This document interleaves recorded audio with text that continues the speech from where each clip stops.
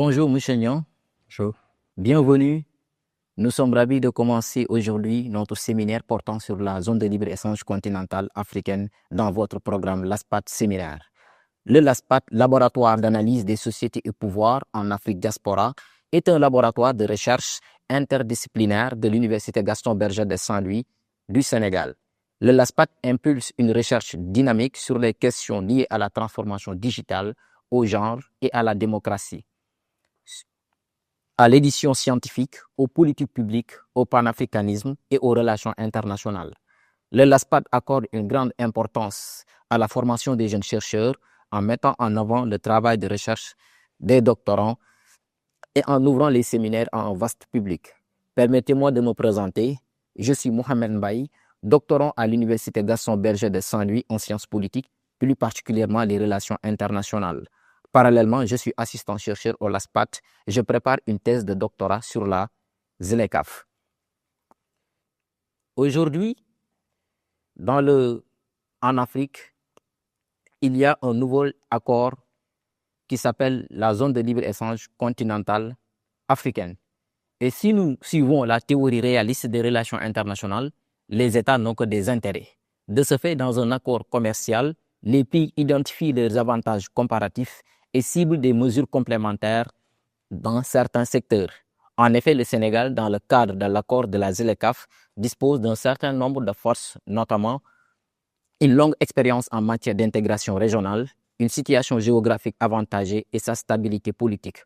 En plus, l'analyse de l'évolution des exportations du Sénégal montre que le continent africain est son principal marché, avec en moyenne 46% des exportations du Sénégal qui vont dans le continent africain. Donc, la zone de libre-échange continentale africaine suscite un grand intérêt pour le Sénégal. Cependant, il y a des risques pesant sur la mise en œuvre de cet accord, car ce qui va accroître la concurrence sur le marché local, et ceci peut mettre en difficulté certaines de nos entreprises. Donc, dans un contexte marqué par la libéralisation des marchés, il faut un bras technique et un organe institutionnel fort pour une intégration réussie de notre pays au système commercial intra-africain. Sur ce, la mise en œuvre de la zone de libre-échange continentale africaine est riche d'enjeux pour le Sénégal et de défis à relever pour qu'il puisse tirer profit des possibilités offertes. Nous accueillons aujourd'hui M. Al-Hassane Niang, qui nous a fait l'honneur d'être notre intervenant dans ce séminaire. Bonjour, M. Niang. Bonjour, M. Mbaye. M. Al-Hassane Niang, expert en gouvernance publique et en réforme institutionnelle. Il œuvre depuis 18 ans au service des États Afrique, Caraïbes et Pacifique et d'Asie aussi. Il est le directeur du prestigieux groupe allemand GOPA. Il supervise stratégiquement des réformes à l'échelle internationale. Il a dirigé le programme d'amélioration des capacités de la Commission de l'Union africaine en matière électorale. M. Niang a aussi dirigé le programme d'appui à la gouvernance en République démocratique du Congo. Entre autres, M. Niang nous fera aujourd'hui un séminaire sur une stratégie efficiente du Sénégal pour tirer profit des opportunités de la ZLECAf dans le processus d'intégration économique africaine. Après sa présentation d'une demi-heure, nous lui poserons quelques questions. M. Niang, la parole est à vous. Merci beaucoup, M. Mbaye. Donc, je salue donc l'ensemble des doctorants qui nous suivent, mais également les professeurs et tous ceux qui nous font l'honneur de prendre part donc à cet exercice, à ce séminaire. Et nous espérons que donc les éléments qui seront présentés ici permettront d'enrichir le débat, notamment sur la question de la ZLECAf. Et donc voilà, en tout cas, c'est tout un honneur pour nous donc de prendre part à cet exercice. Nous allons aborder la question de la ZLECAf sous l'angle des opportunités qu'elle offre au Sénégal, notamment dans sa mise en œuvre. Voilà, donc en termes de sommaire, donc nous allons aborder la question d'un point de vue donc, des généralités, donc de l'historique de la ZLECAf, son essence pour l'Afrique, l'intérêt qu'elle peut avoir pour le Sénégal, le processus de ratification de la ZLECAf par le Sénégal. Nous allons également parler du Bénin, qui a montré un certain nombre de réticences. Nous allons également expliquer pourquoi le Sénégal a été un pionnier en la matière. Et ensuite, nous conclurons notre propos par un certain nombre d'illustrations en guise donc de conclusion.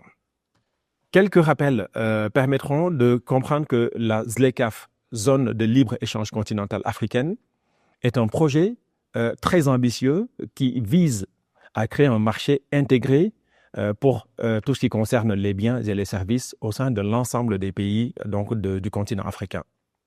Alors, ce projet est une étape décisive vers l'intégration du continent africain dans son ensemble. Comme vous le savez, le continent africain dispose donc d'un certain nombre d'organisations régionales. L'objectif de chacune de ces organisations est de parvenir à une intégration du continent dans son ensemble. Alors, l'objectif donc de la ZLECAf est, entre autres, de stimuler le commerce intra-africain, puisque nous savons que l'ensemble donc, du commerce global aujourd'hui, si on tient compte des chiffres de l'OMC, l'Afrique représente aux alentours de 2% du commerce donc, mondial. Et donc le commerce entre les pays africains représente aux alentours entre, certains considèrent que c'est 12%, 15%, mais en tout cas on est sur une moyenne comprise entre 15 et 17%.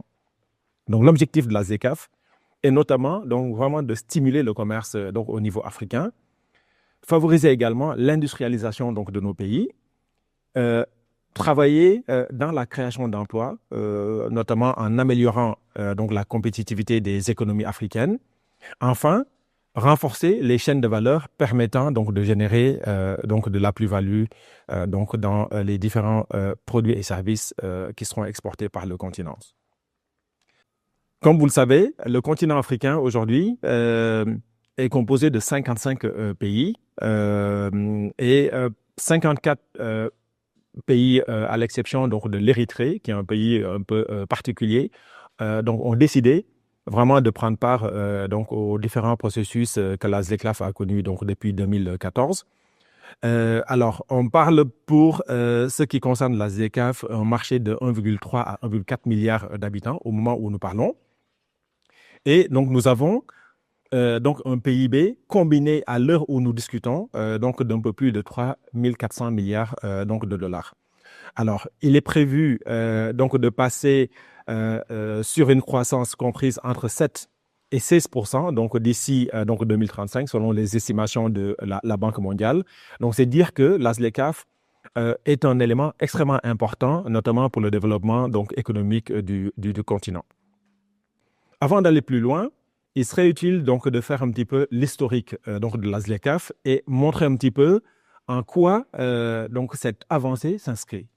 Il faut savoir que l'Union africaine en 2012 avait décidé de travailler sur un agenda appelé 2063, l'agenda 2063. Alors, dans le cadre de cet agenda, l'Union africaine a mis en avant 7 aspirations déclinées en 20 objectifs.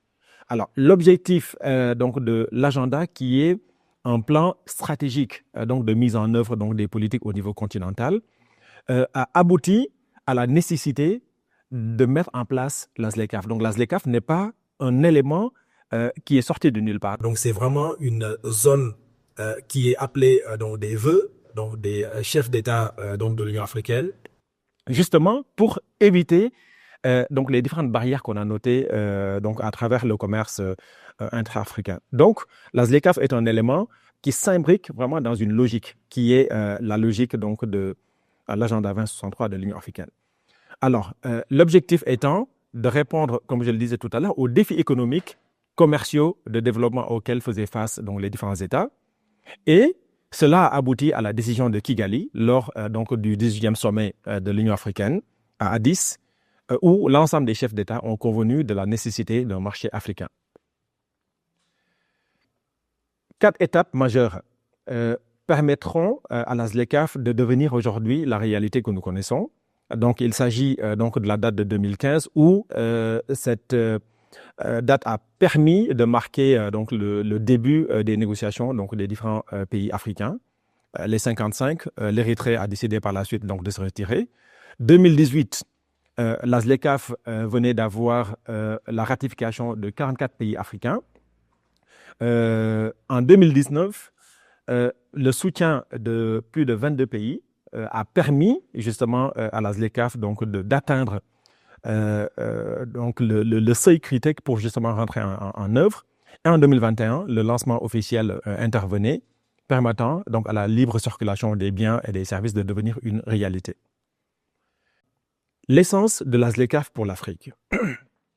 Il s'agit pour l'Afrique vraiment de promouvoir l'industrialisation par la création d'un marché commun. Comme vous le savez, nous avons à travers le monde plusieurs marchés.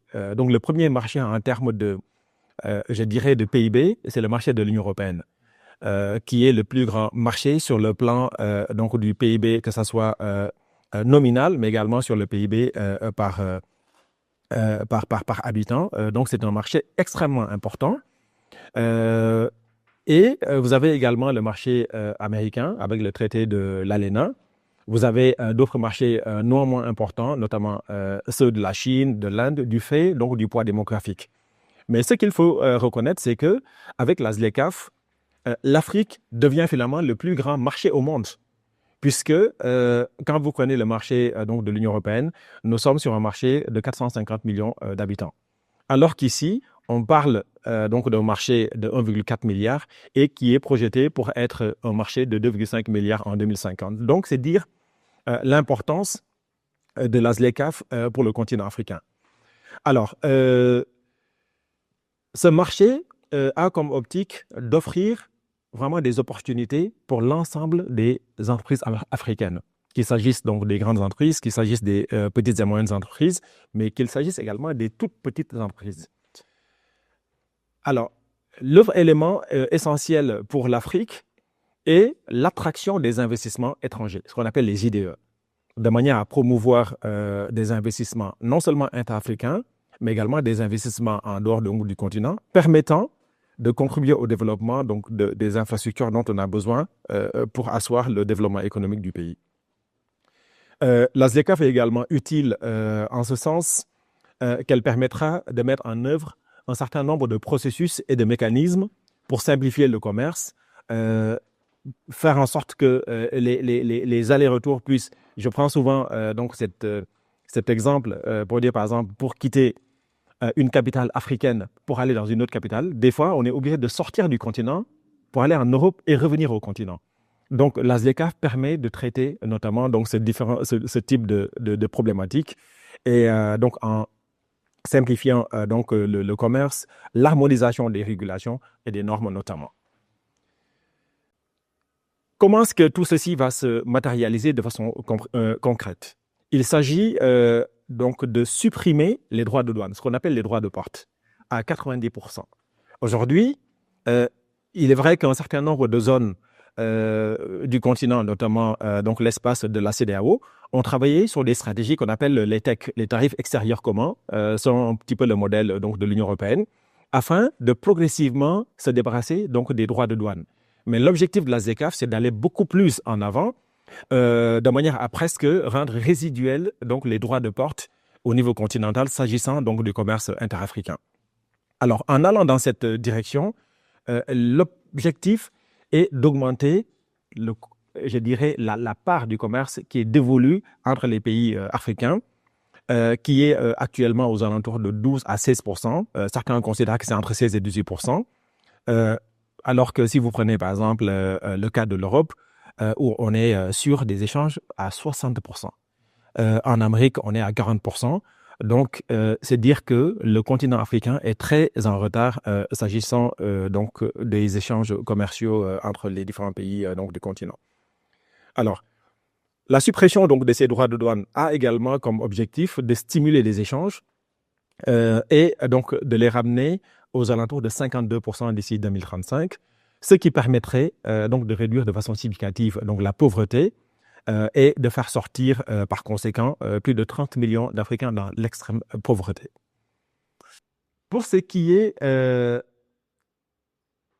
des produits, ou en tout cas des secteurs qui pourraient être concernés par la ZLECAf, aujourd'hui, 60% par exemple des terres arables en Afrique ne sont pas utilisées.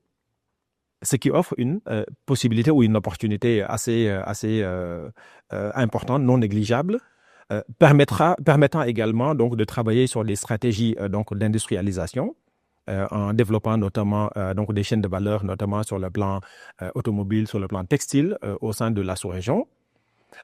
Également développer donc les services à travers la libéralisation donc des transports, des télécoms, du tourisme, etc.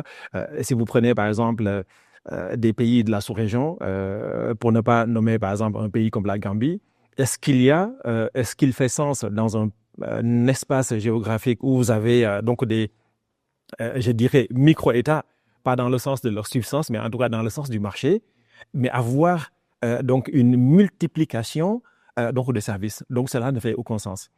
Il serait utile, par exemple, vraiment de travailler à la création donc de mastodontes, notamment sur le plan économique et sur le plan financier, de manière à pouvoir vraiment peser sur le commerce non seulement régional, mais également sur le commerce au niveau africain. Alors, un certain nombre de défis donc sont identifiés, mais qui ouvrent à la fois qui débouchent sur des opportunités.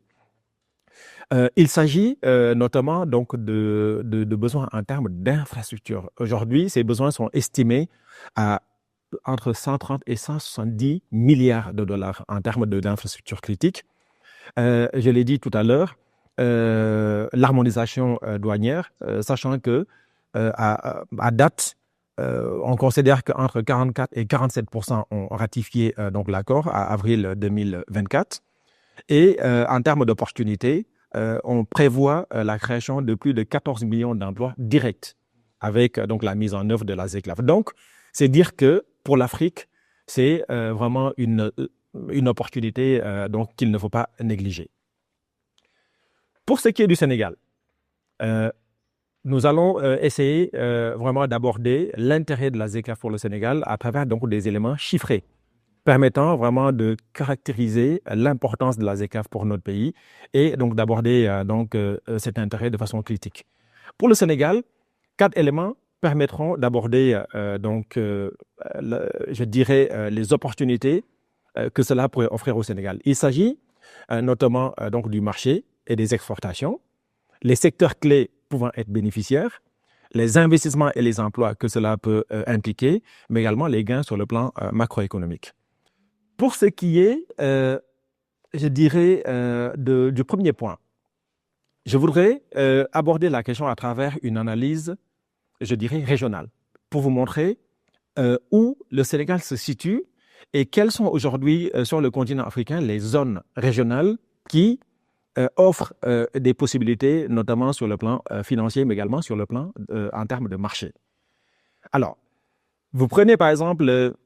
j'ai indiqué tout à l'heure que le PIB agrégé donc, du continent africain est de 3 400 milliards de dollars. Mais sur les 3 400 milliards de dollars, l'Afrique de l'Ouest ne représente que 850 milliards. Et sur les 850 milliards, le Nigeria représente 60% de ce volume. Ce qui veut dire que si vous enlevez le Nigeria, par exemple, de la zone de la CEDEAO, en réalité, on se trouve dans un espace qui n'est pas sur le plan donc du marché, je dirais très attractif, en tout cas qui est sous-exploité en termes de potentialité. Cet indicateur est très important, vous le verrez par la suite. L'Afrique du Nord représente 1100 milliards, donc c'est une zone extrêmement, je dirais, dynamique. L'Afrique de l'Est, 450 milliards. L'Afrique centrale, 350 milliards. Et l'Afrique australe, 400 milliards. Les perspectives pour l'ensemble de ces zones en moyenne donc, ont été estimées par la Banque mondiale aux alentours de 4,1% en 2025, avec notamment un certain nombre de défis sur donc, le risque lié à la dette, sachant que nous avons à peu près 20 pays au sein du continent qui atteignent déjà 60%.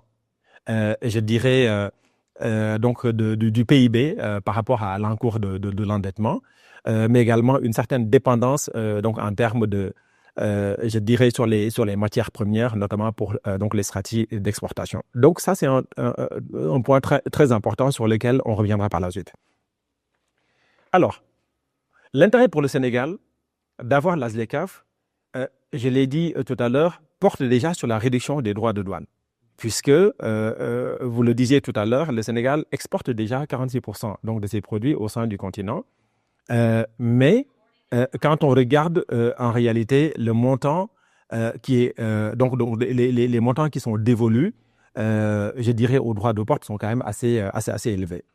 Alors, en termes de gains pour le Sénégal, si on supprime à 90% les droits de douane, ces gains seraient estimés à 300 millions de dollars par an pour le Sénégal. Parce que cela permettrait donc au secteur privé sénégalais de pouvoir exporter davantage. Et ces chiffres ont été donc calculés sur la base donc d'un rapport qui avait été commandité par la Commission des Nations Unies sur les questions de commerce. Si on regarde par exemple dans certaines parties du continent, nous voyons que le Sénégal exporte énormément de ressources donc vers les pays européens. Donc l'idée serait vraiment donc de revoir donc cette stratégie permettant donc de se concentrer davantage sur le continent.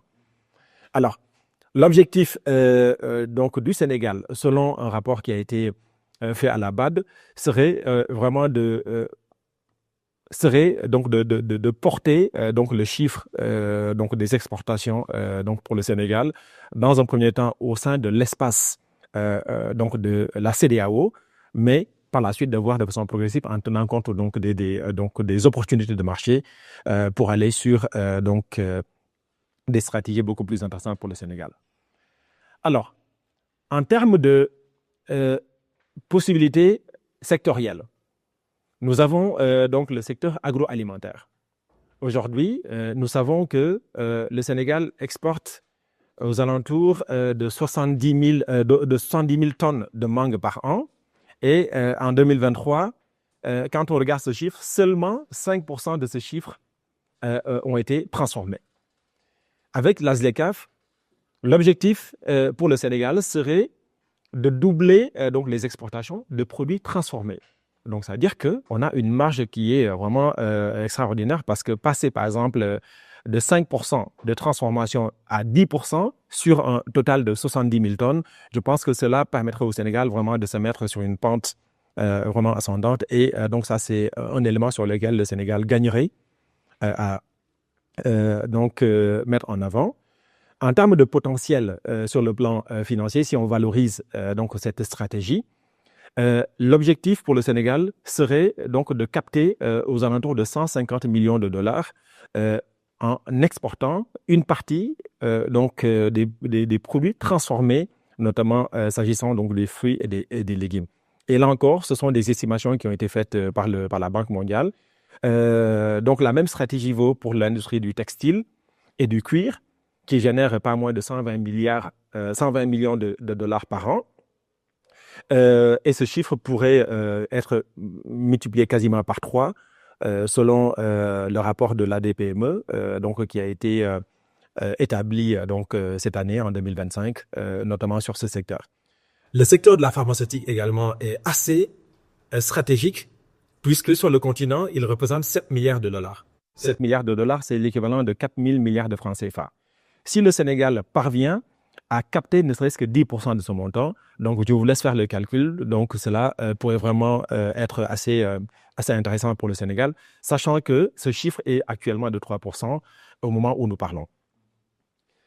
Alors, en termes d'investissement et d'emploi, il faut savoir que la ZLECAf ouvre un certain nombre de possibilités, notamment sur l'attraction des IDE, les investissements directs étrangers, et ceci pourrait être estimé aux alentours de 500 millions de dollars par an, c'est-à-dire 300 milliards de francs CFA en termes d'investissement. Un chiffre qui n'est pas négligeable, surtout dans le contexte actuel où nous sentons, entre guillemets, le dédain, on va dire, des partenaires techniques et financiers du Sénégal et des investisseurs qui semblent ne plus trop s'intéresser du Sénégal. Donc, mettre en avant la stratégie autour de la ZLECAf permettrait vraiment de se concentrer sur les investissements directs étrangers. En comparant par exemple ce chiffre à celui du Ghana, on est quasiment sur des rapports de presque 2 chiffres. Donc il est important que le Sénégal réfléchisse vraiment de ce point de vue. Alors, en mettant l'accent sur l'attraction des IDE, l'objectif pour le Sénégal pourrait être par exemple de renforcer dans une certaine mesure Parce que, comme vous le savez, le Sénégal a travaillé sur une stratégie d'industrialisation, malheureusement, par le bas, qu'on a connu notamment sur le parc de Diamniadio. Voilà pourquoi donc, j'en parle ici. L'objectif devrait être de travailler sur une stratégie d'attraction donc, des IDE, mais d'aborder la stratégie industrielle à travers une chaîne de valeur, permettant vraiment de passer vraiment à presque l'ensemble des étapes. Et regardez par exemple sur les différentes étapes, comment le Sénégal peut se spécialiser de manière justement à tirer profit vraiment donc de l'écosystème offert par cette chaîne de valeur. En termes de création d'emplois, le Sénégal pourrait augmenter de façon significative donc la part dévolue à l'emploi, qui pourrait être de plus de 50 000 emplois directs, d'autant que si nous mettons en avant la stratégie, par exemple, donc de renforcement de capacité donc des jeunes en termes de formation, aux alentours, par exemple, de 100 000 jeunes par an, cela pourrait permettre de créer entre 50 et 75 000 emplois donc dans des secteurs notamment comme l'agroalimentaire, la logistique, etc. Sur le plan macroéconomique, la ZLECAf permettrait au Sénégal d'avoir des taux de croissance de 1,5 à 2 points en plus donc des stratégies qui sont mises en œuvre de façon, je dirais, de façon nationale. C'est-à-dire que le Sénégal prévoit sur les 5 prochaines années d'avoir un taux de croissance estimé entre 5 et 6%. Donc, ce que cela veut dire, c'est que si les réformes nécessaires et les stratégies nécessaires sont mises en œuvre, donc on passerait de 5% à 7 voire 8%. Donc, c'est-à-dire que ce taux de croissance dont je parle viendrait en plus donc des stratégies qui sont déjà mises en œuvre, d'où l'importance vraiment donc d'en tenir compte. Cela permettrait également de revoir un peu les prix à la baisse, puisque quand vous mettez en œuvre donc des stratégies d'industrialisation, l'objectif, c'est de travailler de façon significative également sur donc les effets de l'inflation et de baisser les prix, donc qui pourraient connaître donc une baisse donc de 3 à 5%. Notamment sur les produits importés d'Afrique, mais également sur ceux qui ont été conçus sur place. Alors, sur le plan de la compétitivité, 40% des entreprises sénégalaises jugent aujourd'hui les coûts de production assez élevés, notamment quand vous les comparez par exemple aux pays comme le Nigeria ou donc la Côte d'Ivoire et le Ghana, qui sont donc respectivement donc le Nigeria, le Ghana et la Côte d'Ivoire, les premières économies de l'espace CEDEAO, le Sénégal étant la 4e économie. Donc, il est important donc d'avoir une stratégie permettant d'être compétitif par rapport à ces pays. Alors, sur le plan des infrastructures, donc le coût lié, par exemple, à la logistique au Sénégal représente donc 30%, alors que, par exemple, dans d'autres pays, c'est seulement 15%. Donc, il est vraiment nécessaire de travailler de façon ciblée sur les éléments permettant donc d'avoir une stratégie en droite ligne avec ce qui est prévu par la ZLECAf. Et en termes de pertes sur le plan fiscal, la suppression des droits de douane aura un certain nombre de conséquences. Et pour le Sénégal, ces conséquences sont estimées à 40 milliards de francs CFA, c'est-à-dire 60 millions selon donc les chiffres du ministère donc des Finances. Toujours en termes d'intérêt de la ZLECAf pour le Sénégal, je pense que travailler sur des zones économiques spéciales permettrait vraiment de tenir compte donc, des défis que j'ai évoqués tout à l'heure, former donc les jeunes aux alentours, par exemple, de 100 000 jeunes par an dans les emplois industriels, opérer des partenariats publics-privés, faire en sorte, par exemple, que les 200 000 tonnes, le Sénégal importe 200 000 tonnes de tomates par an, donc d'Europe, de la Chine, etc. C'est un chiffre qui a été communiqué par la Direction générale des douanes. Donc, quand on tient compte de... Importe. De la tomate. De la tomate. Ce qui est quand même une anomalie. Vous avez un pays avec des terres arables, avec de la production de tomates. Malgré tout ceci, on importe quand même. Voilà. Et donc, si le Sénégal décide, par exemple, de rompre avec cette stratégie, cela permettrait au ministère de l'Agriculture d'avoir 50 millions de dollars de devises supplémentaires, c'est-à-dire plus de 30 milliards. Et la conséquence directe et qu'on parviendra à créer 5 000 emplois directs. Je ne parle même pas des emplois indirects. Donc, vraiment, l'intérêt pour le Sénégal est assez important. Ça, c'est pour ce qui concerne donc la ZLECAf en termes d'intérêt, en termes de plus-value pour le Sénégal. Maintenant, nous allons aborder rapidement la question de la ratification de la ZLECAf par le Sénégal. Il faut savoir que le Sénégal, avant de s'engager, par exemple, dans la ratification, a décidé quand même de faire un certain nombre d'études pour voir l'impact que ceci pourrait avoir en termes d'avantages comparatifs. Des ateliers de consultation ont été menés dans ce sens, des analyses portant sur l'augmentation, par exemple, du commerce interafricain et la diversification des marchés. Donc, tout ceci a été fait. Donc, les considérations sectorielles ont été également prises en compte pour justement regarder donc, les effets et les donc, vulnérabilités que cela pourrait avoir sur l'économie. La leçon du Nigeria donc a été très utile pour le Sénégal, puisque le Nigeria quand même avait marqué un certain nombre de réticences, notamment pour protéger son industrie. Et tout ceci a permis au Sénégal donc de planifier la ZLECAf dans le cadre de la planification stratégique donc, de ces politiques économiques, notamment dans le cadre donc, du référentiel de politique publique. Donc, quand on parle de la ZLECAf aujourd'hui au Sénégal, nous ne sommes pas sur une stratégie en tant que pays qui est en dehors. Donc, après, on verra, puisque le Sénégal, vous n'êtes pas sans savoir que le Sénégal a changé de régime depuis 1 an.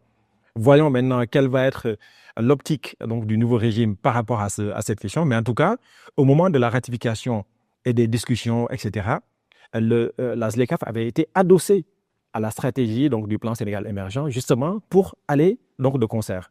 Maintenant, nous allons voir quel va être le choix des autorités, des nouvelles autorités, donc notamment sur cette question, d'autant qu'un comité de pilotage national a été mis sur pied, justement permettant de superviser donc, la mise en œuvre de la ZLECAf. J'ai parlé tout à l'heure du Nigeria comme étant un pays réticent, mais bon, qui a finalement ratifié donc, la ZLECAf. Mais un autre pays donc, de notre zone, le Bénin, pour ne pas le nommer, n'a toujours pas ratifié donc, la ZLECAf pour plusieurs raisons, notamment liées à la protection des industries locales, au déficit commercial dont le pays donc, fait l'objet. La vulnérabilité donc, de l'agriculture béninoise est un élément assez criard, malgré que ce pays a 2 pluviométries qui sont quand même assez abondantes. Si vous prenez le Sénégal, où notre pluviométrie est circonscrite sur une période de 2 à 3 mois maximum, quand vous allez par exemple donc, au Bénin, vous avez par exemple une pluviométrie sur 2 saisons, permettant d'avoir une abondance en termes de ressources hydriques, pouvant aller jusqu'à 7-8 mois, ce qui n'est pas le cas du Sénégal. Malgré donc, ces capacités, l'agriculture donc, dans ce pays demeure quand même assez vulnérable. Et donc, le pays a décidé donc, d'être dans une optique un peu défensive pour, entre guillemets, sauvegarder le peu que l'agriculture donc, du pays a permis donc, de concevoir.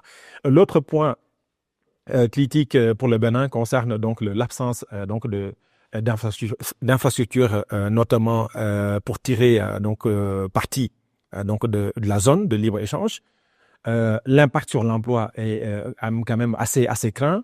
L'absence également de plans d'accompagnement pour donc les secteurs vulnérables, l'évaluation donc de toutes ces opportunités, malheureusement a abouti à une réticence qui est aujourd'hui persistante. Mais donc voilà, on espère quand même que de nouvelles évaluations permettront au Bénin, adossé à une stratégie politique, de rejoindre donc la zone de libre-échange, puisque le Bénin ne va pas être en dehors donc, de tout ceci. Le Sénégal a été l'un des pays pionniers. Pourquoi?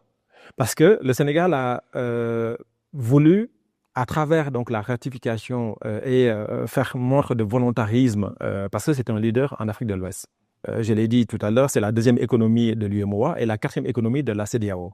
Donc, ce volontarisme exprime en réalité le leadership du Sénégal sur les questions donc, de la région, mais également sur les questions continentales. Le 2e élément porte sur les avantages économiques que le Sénégal avait déjà anticipés, notamment la mise en œuvre d'initiatives stratégiques, le renforcement des relations commerciales que le Sénégal a voulu nouer avec les autres pays du continent, la réalisation des objectifs donc de développement durable des Nations Unies, mais l'engagement que le Sénégal a toujours pris de participer de façon active au dialogue continental, mais aussi pour éviter, par exemple, l'isolement au niveau continental, sont autant de raisons ayant amené le Sénégal à vraiment jouer un rôle moteur de pionnier, notamment sur la question de la ZLECAf. En termes de conclusion, ce qu'on peut dire, j'ai pris un certain nombre de données justement pour caractériser la conclusion et de manière à ouvrir la réflexion.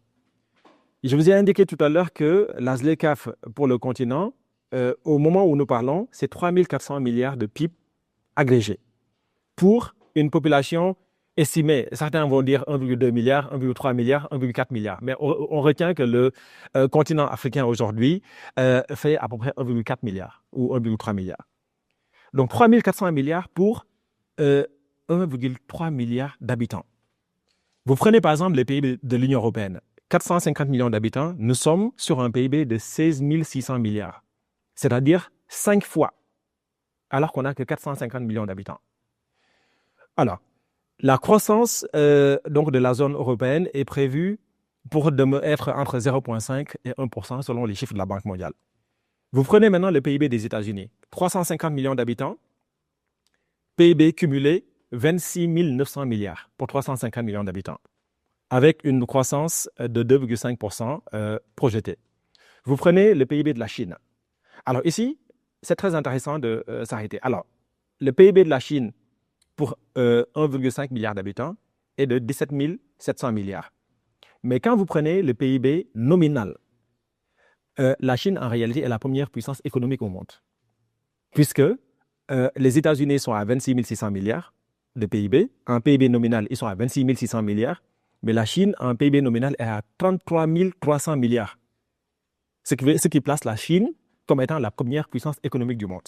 Alors, quand on regarde 17 700 milliards de PIB pour la Chine avec une croissance de 5%, 5,2%, certains considérant un peu la conjoncture actuelle un petit peu incertaine, vont peut-être réduire d'un point de croissance, mais même si la Chine termine avec un taux de croissance de 4%, ce taux de croissance permettra à la Chine donc, de soigner donc son PIB. Alors, je donne ces chiffres en corrélation avec ces éléments pour justement tirer ma conclusion à laquelle je parviendrai tout à l'heure.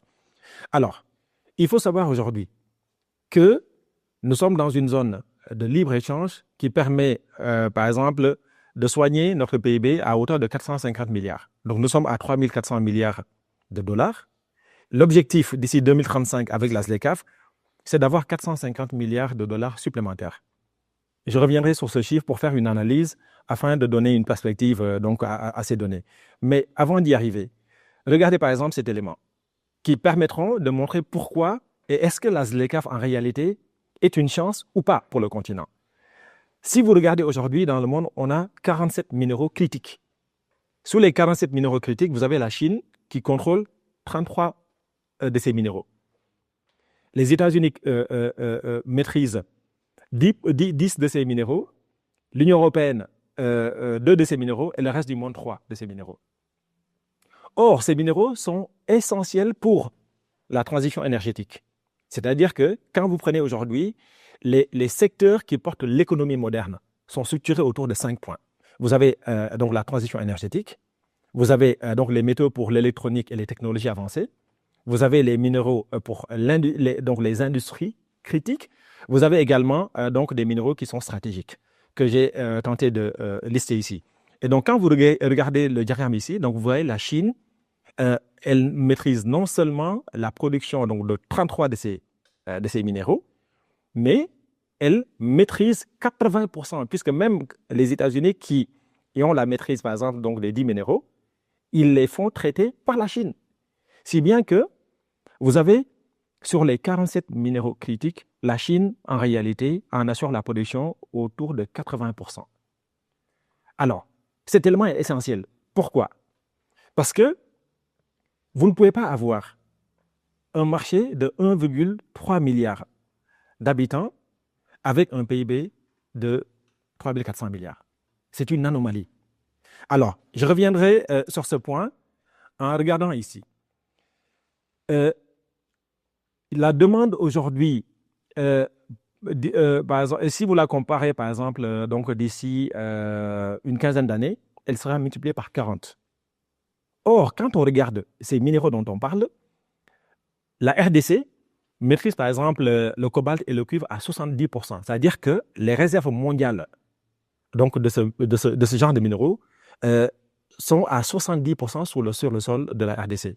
Alors qu'il y a énormément d'autres possibilités. L'Afrique du Sud, c'est pareil. Le Zimbabwe, la Guinée avec la bauxite, la Namibie.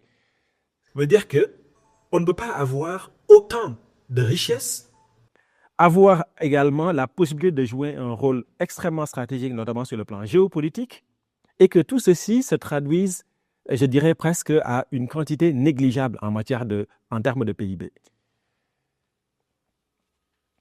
Une autre illustration permettra de vous montrer que, par exemple, quand vous prenez les réserves annuelles permettant, par exemple, à l'Afrique de pouvoir exporter ses ressources, on parle de 450 milliards de dollars par an.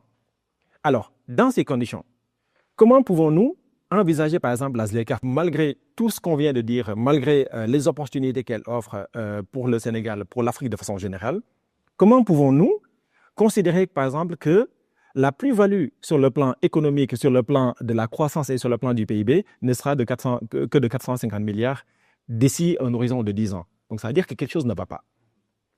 Alors, pour conclure, je dirais que la ZLECAf est un outil essentiel, très intéressant, très important pour l'Afrique, mais je pense qu'elle manque d'ambition.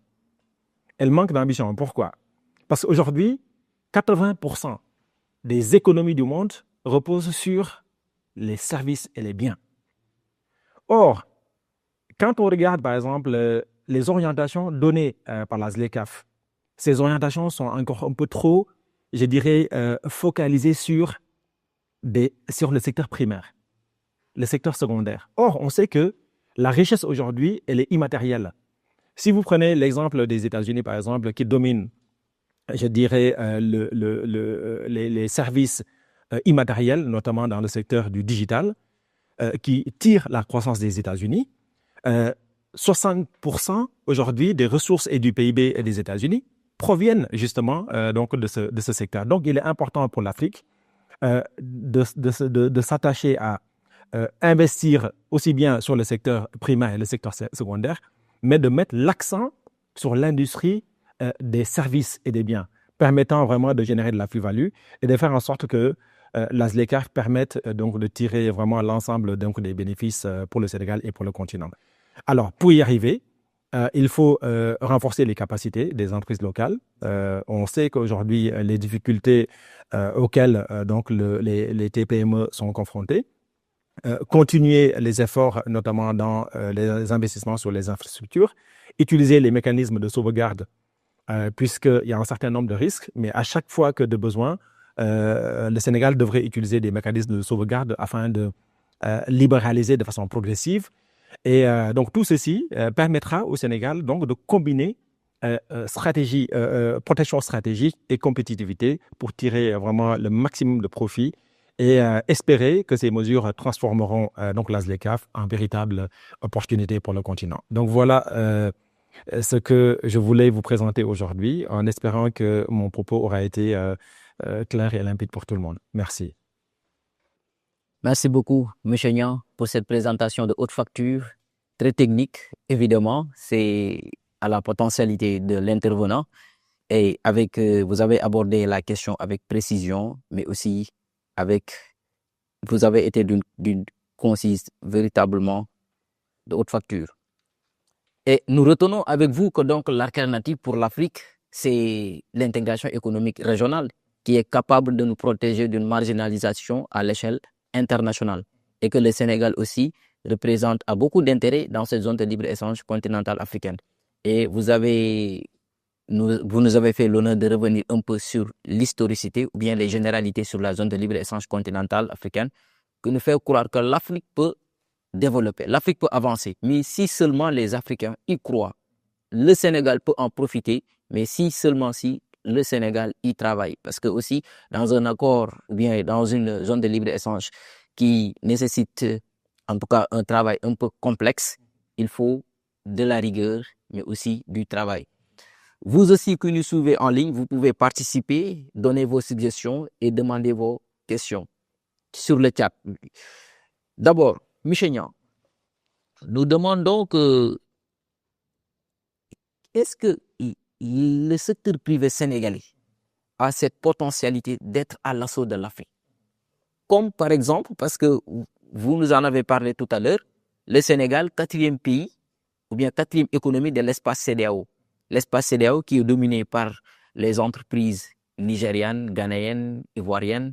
Donc, ce qui veut dire que nos sociétés privées ont des difficultés dans l'espace CEDEAO. Et si ce cas s'aggrave avec l'ouverture de notre marché avec les entreprises sud-africaines, les entreprises tunisiennes, égyptiennes, qui sont très dynamiques en matière d'exportation, est-ce que le secteur privé sénégalais a cette potentialité de gagner dans cette zone de libre-échange continentale africaine? Tout à fait. Oui, c'est une très bonne réflexion, puisque quand on parle de libre-échange, il y a forcément des risques. Les risques sont multiples. Le premier risque, c'est de voir donc le secteur privé national perdre du terrain. Puisque si vous regardez par exemple le Sénégal, le premier marché du Sénégal, c'est le Sénégal. Parce que le secteur privé produit avant tout pour faire face à la demande nationale. Après, vous avez un deuxième niveau de demande qui est au niveau de la sous-région, des pays comme le Mali, la Gambie, le Burkina, etc. Et après, vous espérez maintenant attaquer donc le marché continental et sur un certain nombre de, je dirais, de ressources ou peut-être de produits, l'Europe, les États-Unis et donc le reste du monde. Alors, si votre secteur privé n'a pas les moyens, n'a pas les capacités ou les coups des franches pour pouvoir faire face, il est vrai que oui, ça devient un risque. La SDECAF est à la fois un risque, mais c'est des risques qui débouchent sur des opportunités. La question qu'on doit se poser, c'est que pourquoi notre secteur privé n'est pas efficace? Notre secteur privé n'est pas efficace parce que le secteur privé sénégalais n'a pas accès au financement. Donc, il faut travailler sur des réformes permettant de donner accès au secteur privé, donc des financements. Ce qui veut dire que l'État du Sénégal devrait, il est vrai qu'il y a un certain nombre de fonds qui existent, mais je pense que l'État du Sénégal devrait créer un fonds spécialement dédié à la SDECAF, permettant donc de renforcer les capacités donc du secteur privé, permettant de leur donner les moyens, non seulement pour faire face à la demande intérieure, permettant également de régler les dérégulations économiques de ce pays. Parce que si vous avez des dérégulations économiques qui aboutissent à une informalisation, par exemple, du marché de l'emploi, cela aboutit à une faiblesse du secteur privé. Deuxième élément qui obère un peu la capacité du secteur privé sénégalais, c'est la dette intérieure. Quand vous avez un secteur privé, par exemple, qui attend, par exemple, 5, 6, 7, 8, 9 mois pour que l'État lui paye, et des fois, on est même sur des retards de paiement qui se chiffrent en années. Quand vous travaillez dans ces conditions, en fait, le secteur privé ne peut pas prospérer. Donc, il y a des risques, mais ces risques doivent permettre au Sénégal, en tant qu'État, de faire les réformes nécessaires pour renforcer donc le secteur privé. Troisième élément, c'est, je dirais, la montée en gamme. Parce que, quelle que soit la volonté, par exemple, donc je dirais, du consommateur sénégalais, s'il voit, par exemple, que le produit qui est offert par le secteur privé national est de bas de gamme, la propension est justement d'aller sur des produits qui vont être importés parce que c'est des produits donc, voilà, dont la qualité donc, est peut-être beaucoup plus intéressante. Donc, je pense qu'il faut traiter donc, la question du risque, je dirais, en termes d'opportunité, justement pour ne pas, je dirais, se braquer. Mais si on met de côté donc, ces différents éléments dont j'ai parlé tout à l'heure, il faut savoir que la SDECAF prévoit un certain nombre de mesures de sauvegarde. Si on sent, par exemple, qu'il y a un certain nombre de dumping, parce qu'il y a des États qui pourraient céder à la facilité de faire du dumping, le Sénégal pourrait donc faire des mesures de sauvegarde justement pour protéger donc son secteur privé national et faire en sorte que donc l'ouverture se passe donc de façon progressive. Donc voilà, je pense, les éléments sur lesquels donc le Sénégal pourrait se fonder justement pour protéger un petit peu le secteur privé tout en étant ouvert au continent.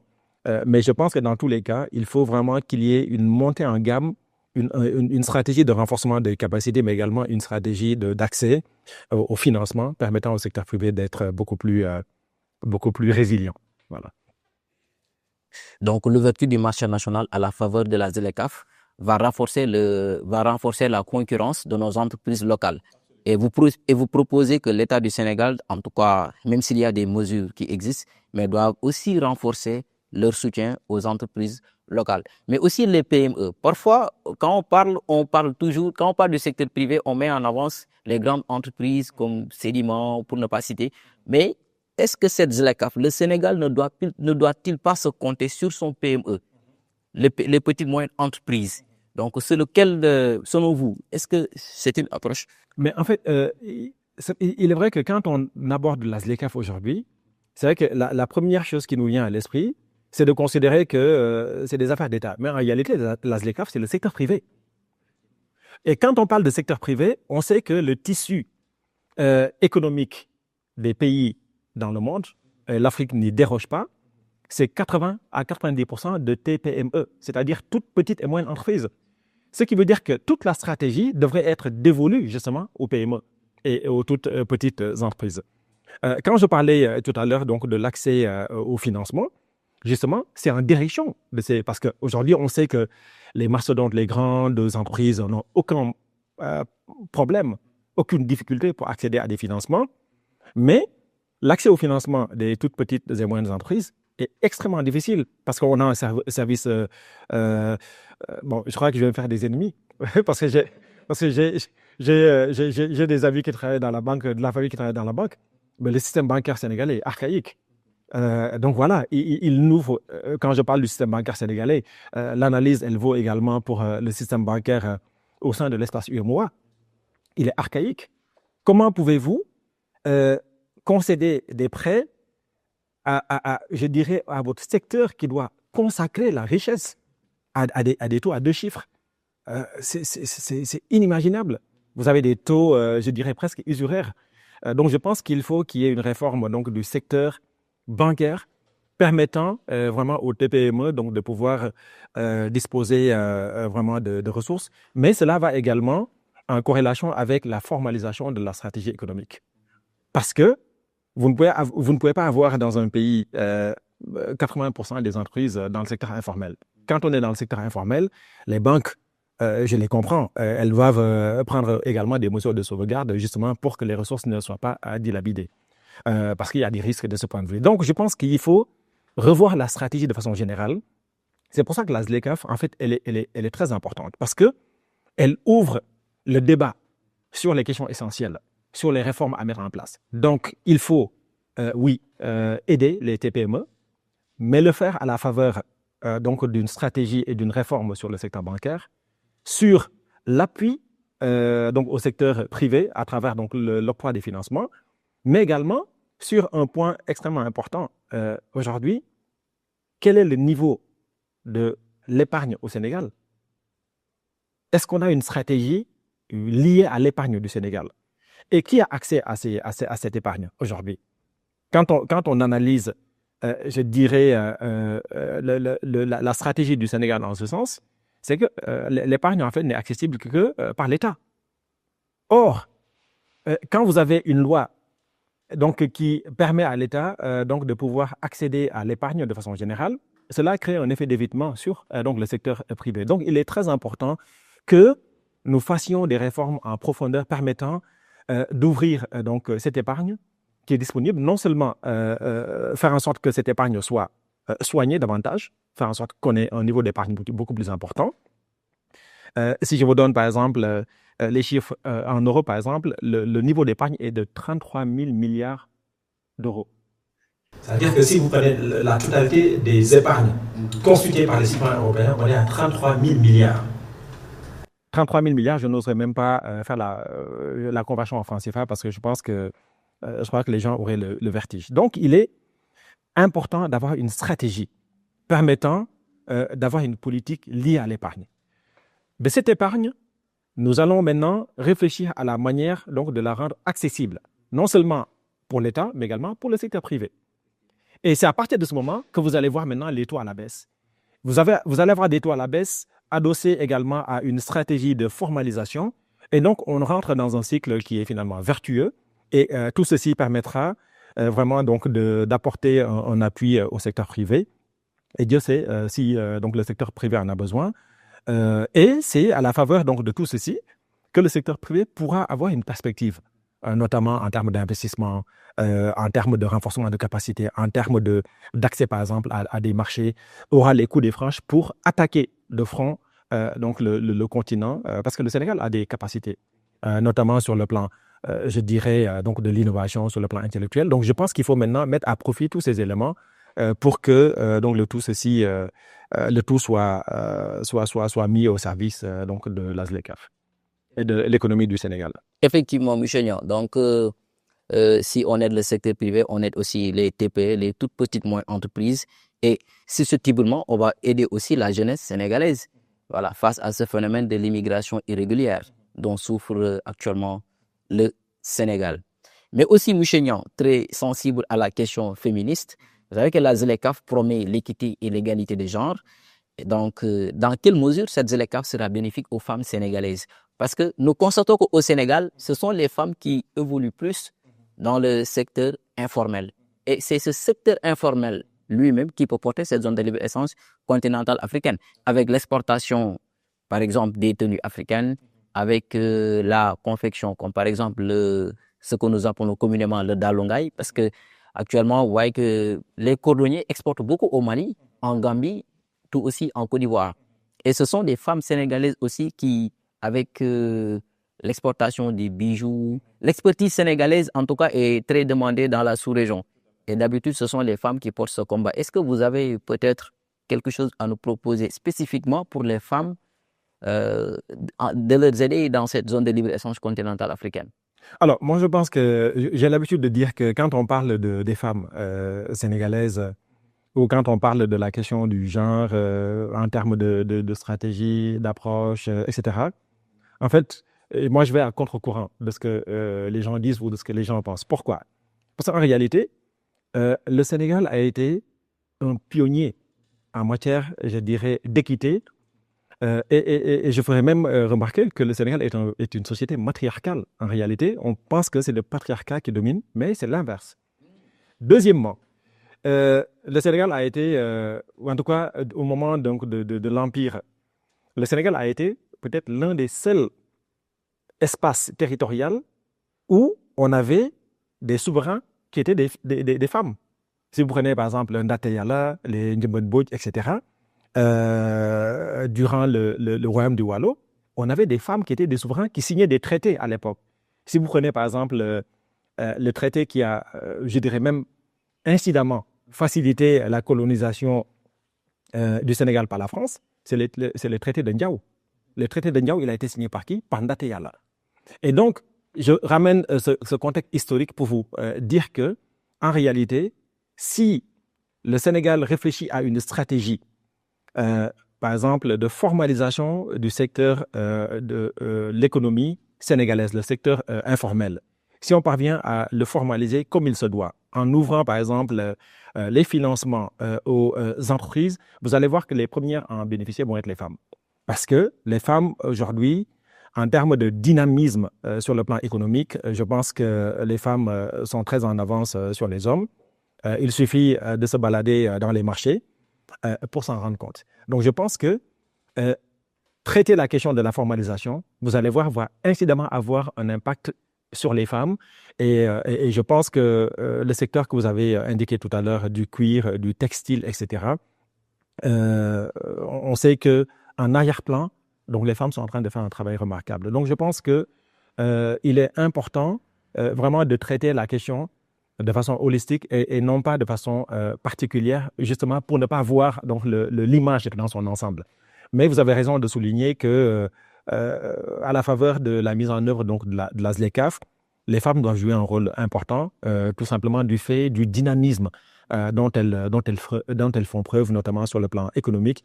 Et c'est heureux donc voilà, de voir que cette question, elle taraude déjà les esprits, parce que c'est important d'aller dans cette direction.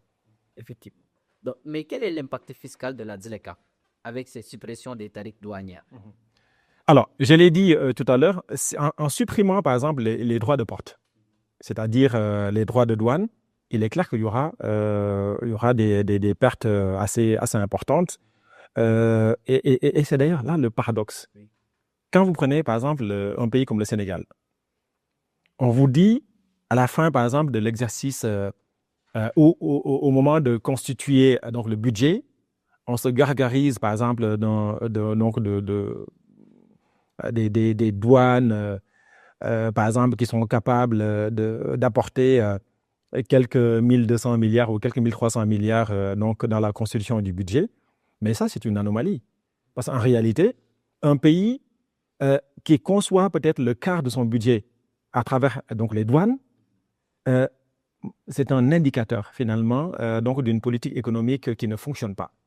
Parce qu'en réalité, les droits de douane doivent seulement permettre à un pays de pouvoir mettre en avant un certain nombre de mesures de sauvegarde. Or, le Sénégal utilise donc les douanes comme un élément fondant la stratégie budgétaire. Donc, je pense que il est important vraiment qu'on réfléchisse sur, je dirais, la signification de cet indicateur. Parce que si vous avez une stratégie, un pays qui se respecte devrait fonder la constitution de son budget à travers une stratégie économique permettant d'avoir un secteur privé robuste. Un secteur privé, par essence, va plutôt exporter. Quand on regarde la croissance au Sénégal aujourd'hui, on a une croissance qui est fondée sur la demande. Et quand vous avez une croissance qui est fondée sur la demande, cela veut dire que vous êtes obligé de vous reposer sur de l'importation. Or, quand vous êtes maintenant sur une croissance et l'objectif de la ZLECAf va dans ce sens, vous avez une croissance qui est adossée à la demande externe, c'est-à-dire que vous êtes sur une stratégie d'exportation. Et quand vous êtes sur une stratégie d'exportation, vous ne pouvez plus considérer les douanes comme étant un élément névralgique s'agissant de la constitution budgétaire. Mais vous allez plutôt utiliser les douanes comme étant une stratégie, un outil de sauvegarde donc, de votre secteur privé. Et donc, c'est pour ça que quand j'entends les autorités se féliciter d'avoir, de mobiliser énormément de ressources à travers les douanes, moi, ça me pose problème parce que ça montre que les gens n'ont pas compris en réalité de quoi il est question. Donc, qu'on ait des droits de douane ou des droits de porte qui se perdent à la faveur de la ZLECAf, moi, je me dis qu'à la limite, c'est un réveil. Comme disent les Anglais, it's a wake-up call. Donc, c'est un réveil et ce réveil doit permettre donc, de se poser les questions essentielles. Alors, vous perdez quelques, je dirais, devises sur les droits de porte. Mais n'oublions pas que quand vous exportez ou quand vous constituez un marché interne qui soit solide, avec une économie qui est formelle, mais vous allez gagner, je dirais, presque plus de 10 fois le montant. Puisque la taxe à valeur ajoutée, aujourd'hui, elle est collectée sur quel bien? Est-ce qu'elle est collectée aujourd'hui sur tout l'ensemble des biens? Quand vous avez une économie qui est informelle, il n'y a presque... si vous avez une économie informelle à 80%, donc ça veut dire que vous perdez une part significative de la TVA. Donc je pense que en réfléchissant sur les différentes stratégies permettant vraiment de tourner l'économie sénégalaise avec le secteur privé vers l'exportation de biens, pas seulement de produits primaires, etc., mais vraiment de réfléchir sur une stratégie de création de plus-value. Exporter, vous allez voir que le Sénégal se demandera pourquoi cette stratégie n'a pas été mise à profit depuis des décennies. Parce qu'en réalité, c'est cette stratégie qui permettra au Sénégal donc vraiment de bâtir une économie robuste, capable donc de traiter la question de l'immigration, la question de l'emploi des jeunes, etc., etc. Donc je crois que ce sont des points très importants. Et bon, malheureusement, quand on suit un peu le débat politique ou le débat public, ce sont des questions qui ne transparaissent pas dans les réflexions et je trouve ça un peu dommage. Tout à fait. Merci beaucoup, M. Niang. Maintenant, nous allons voir les questions sur le chat. Il y a la question de Hassan Diabko qui vous parle un peu de la sécurité, se demandant quels sont les obstacles que la ZLECAf doit surmonter pour mener à bien sa mission, surtout dans les zones de conflit en Afrique. Une question très pertinente parce qu'il y a de cela 3 ans, je pense bien que des camions sénégalais ont été attaqués en Mali et le Burkina, Tout à fait. à Djouri. Absolument. Oui, c'est vrai que la sécurité est essentielle et elle est consubstantielle à toute politique de développement. Si vous avez des problèmes d'insécurité donc dans certaines parties du Sahel, il va être difficile pour le Sénégal d'exporter donc dans ces zones. Mais comme je le disais pour répondre à Hassan tout à l'heure donc dans mon propos, je pense que le Sénégal doit réfléchir par exemple sa stratégie de mise en œuvre de la ZLECAf par zone. Je vous ai montré par exemple la zone du Maghreb qui cristallise 1100 milliards de PIB. Vous regardez par exemple la zone en dehors donc du Nigeria, vous avez aux alentours de 200 et quelques milliards. Donc c'est cette stratégie reposant sur une analyse granulaire qui doit permettre au Sénégal de cibler les zones. Parce qu'en réalité, quand vous avez des besoins, quand vous avez des produits qui peuvent intéresser l'ensemble du continent ou qui peuvent intéresser le monde, vous avez le choix. C'est à vous, en définitive, de réfléchir, par exemple, au marché vers lequel vous souhaitez attaquer. Vous le faites aussi en tenant compte, je dirais, de la capacité donc des consommateurs. Quel est le pouvoir d'achat de ces consommateurs? Est-ce que, par exemple, concevoir, par exemple, des biens et des services à haute valeur ajoutée, est-ce que cela aurait du sens, par exemple, de les exporter dans des pays où le pouvoir d'achat ne permettrait pas, par exemple, donc d'utiliser ce type de biens et de services? Donc, je pense qu'il faut réfléchir vraiment en termes de pouvoir d'achat, en termes de zonage, et c'est ça, en tenant compte, bien entendu, donc des considérations sécuritaires. Mais je pense que le fait de réfléchir sur donc le zonage, en tenant compte du PIB, en tenant compte du pouvoir d'achat, le Sénégal pourrait asseoir vraiment une stratégie donc de mise en œuvre, d'autant qu'il y a un comité de pilotage, comme je l'ai dit, donc de mise en œuvre de la ZLECAf. Ce comité de pilotage devrait, puisqu'il est fonctionnel, devrait vraiment tirer à bras le corps, réfléchir à bras le corps donc sur ces questions sécuritaires et en adossant ces questions sécuritaires sur donc le zonage pour savoir un peu comment canaliser donc voilà les biens et services que le Sénégal est susceptible donc d'exporter dans les différents pays. Effectivement, merci beaucoup. Il y a aussi la question de Cheikh Nafal qui demande, qui d'abord vous félicite de votre brillante communication et qui demande que pensez-vous de la ZLECAf et la disparité des monnaies dans la sous-région? Parce que rien que la sous-région ouest-africaine, comme par exemple le Sénégal, 3 des pays frontaliers du Sénégal ont des monnaies différentes que celles du Sénégal. La Mauritanie, la Gambie, la Guinée-Bissau. Que pouvez-vous nous dire de cette disparité des monnaies? Oui, alors ça c'est une très très bonne question que je renvoie à l'agenda 2063.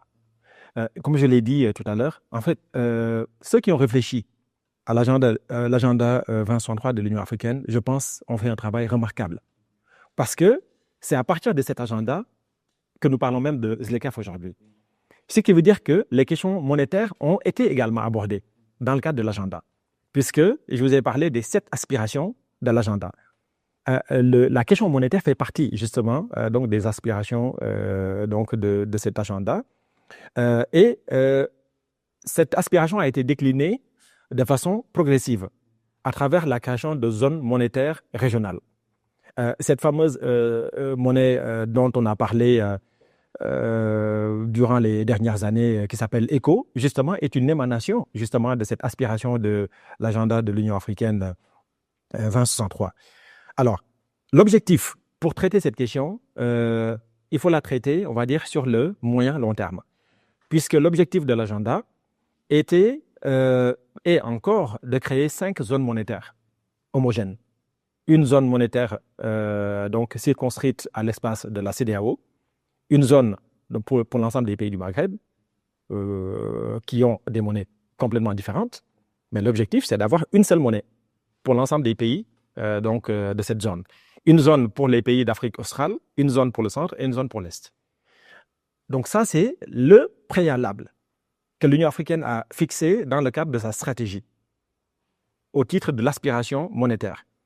L'objectif maintenant, c'est qu'une fois qu'on a ces 5 zones monétaires, je dirais fonctionnelles, c'est maintenant de les fusionner pour avoir une monnaie continentale qui va s'appeler Afri. Donc la question que Fall pose, elle est à propos, mais c'est une réponse qui va être traitée, je dirais, sur le moins long terme. Malheureusement, c'est vrai que c'est dommage parce qu'en Afrique, parce que tout ce qui a du sens prend malheureusement du temps. Parce que même cette ZLECAf dont on parle, en réalité, les premières discussions datent de 2012-2013. Et la mise en œuvre et en fait, la ratification pour le démarrage est intervenue en 2022, c'est-à-dire 10 ans après. Sur les questions monétaires, cela fait 20 ans que l'UEMOA réfléchissait à une monnaie de l'UEMOA, etc. Maintenant, la CEDEAO. Donc, les sujets essentiels au développement de l'économie de notre continent prennent malheureusement beaucoup trop de temps. Voilà pourquoi je l'espère de tout cœur que ces 5 zones monétaires que l'Union africaine appelle de ses voeux, donc verront jour le plus vite possible, de manière à tracer la voie à la monnaie continentale, Afri, permettront donc de régler de façon définitive. En attendant, vous n'êtes pas sans savoir aujourd'hui que la monnaie utilisée dans le commerce mondial, c'est le dollar. Donc, en attendant, pour que ce problème soit résolu, donc le dollar ou l'euro pourrait être mobilisé justement pour régler donc, la question de la disparité monétaire entre nos deux pays. Puisque quand le Sénégal commerce avec la Guinée, en réalité, ce n'est ni le CFA, ni le franc guinéen qui est utilisé, mais donc le dollar ou l'euro. Donc, en attendant, cela donc va continuer avec ce que cela peut impliquer en termes de désavantages, notamment sur le plan de la conversion des devises. Merci beaucoup. Donc, au cours de votre présentation, Mouché Niang, vous avez abordé la question de l'agriculture. Donc, sur le plan agraire, quelles sont les possibilités ou bien les opportunités offertes par la ZLECAf au Sénégal? Parce que le Sénégal, c'est un pays producteur. Comme par exemple, si nous prenons le cas de l'oignon, rien que pour l'année 2024, le Sénégal a produit plus de 500 000 tonnes d'oignons. Lors de la Korité, je pense bien que les Syles en étaient très ravis. Le kilo de l'oignon, c'était 250 francs. Alors que d'ici 3 mois, le kilo de l'oignon sera 800, voire même 1000 francs. Mais pourquoi ce paradoxe? Parce que si vous en avez parlé avec les agriculteurs, ils vous disent que non, ce qu'on perd en ce moment, peut-être on va le récupérer après. Et si on avait cette possibilité d'exporter... Non, mais avant même de parler d'exportation, parce qu'en fait, le paradoxe, quand on parle d'oignons au Sénégal, c'est que vous avez une quantité non négligeable, finalement, qui est soit ensevelie, parce qu'elle pourrit, parce que la stratégie du Sénégal en termes de je dirais, en termes de conservation, n'est pas à la hauteur. Si bien que vous allez avoir 500 000 tonnes produites, mais sur ces 500 000 tonnes, quelle est la part qui ne parvient pas à être conservée? Vous vous rappelez, on a vu tous les images, je crois qu'il y a 3-4 ans, où vous avez des agriculteurs, la mort dans l'âme, en train d'ensevelir les oignons qu'ils avaient cultivés parce qu'ils ne trouvaient pas preneur et parce qu'ils n'avaient pas les capacités pour conserver cet oignon.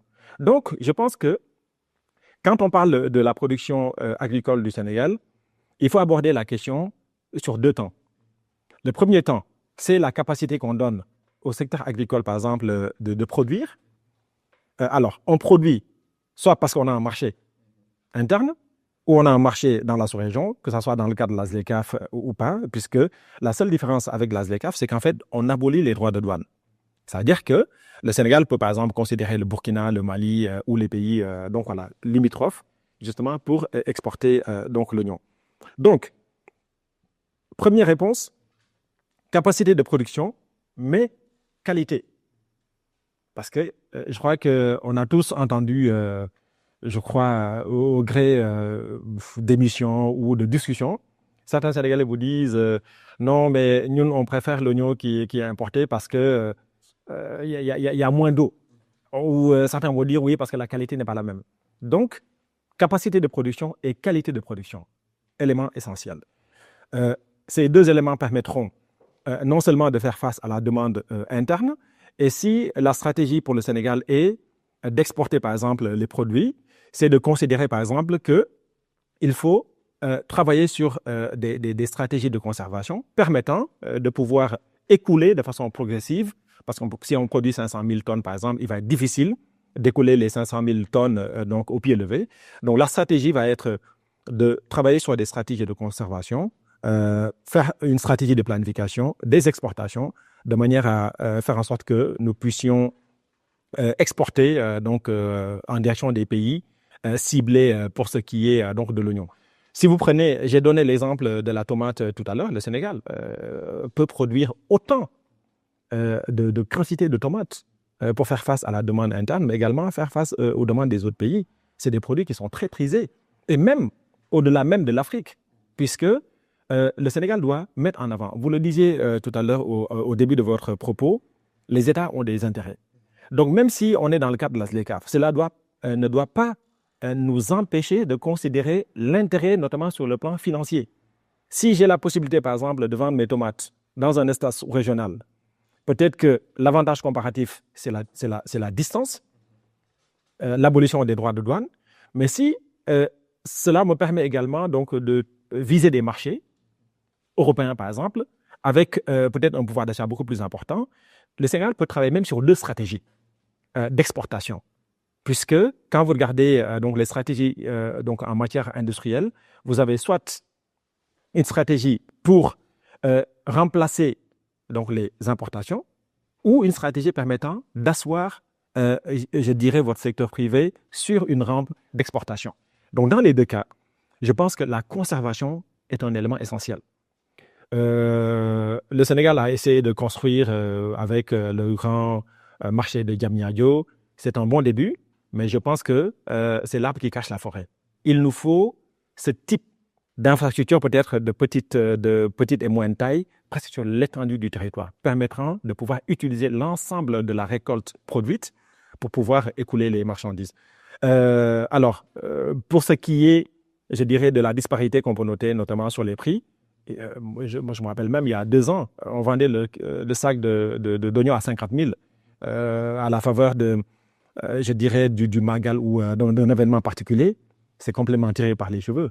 Voilà, c'est parce que il n'y a pas de stratégie, notamment sur le plan commercial. Et donc, je crois qu'il est important de traiter donc l'ensemble de ces questions, justement pour avoir donc un écoulement des prix sur toute l'année avec des niveaux d'inflation quand même maîtrisés.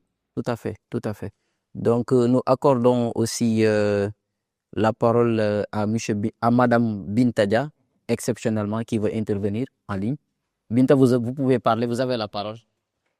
Merci beaucoup, monsieur le modérateur. Merci à vous, Seigneur, pour cette brillante présentation. Je suis Bintadia, secrétaire permanent du think tank ZLECAf à l'Institut africain politique commerciale IAPC.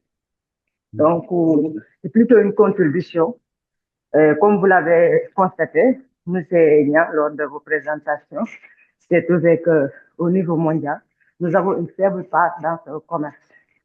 Et rien que on a parti aussi d'un constat que le commerce intra-zone, c'est-à-dire, je donne l'exemple à l'image de l'Union européenne, rien que le commerce entre eux, c'est à hauteur de 40 voire 50%. Et au niveau africain, c'est 16% voire 30%. Donc, nous avons un commerce intra-africain qui est très faible. Donc, d'où l'objectif de cette ZLECAf, développer le commerce intra-africain. Et je pense que la ZLECAf est bien à son niveau. Moi, je crois à la ZLECAf.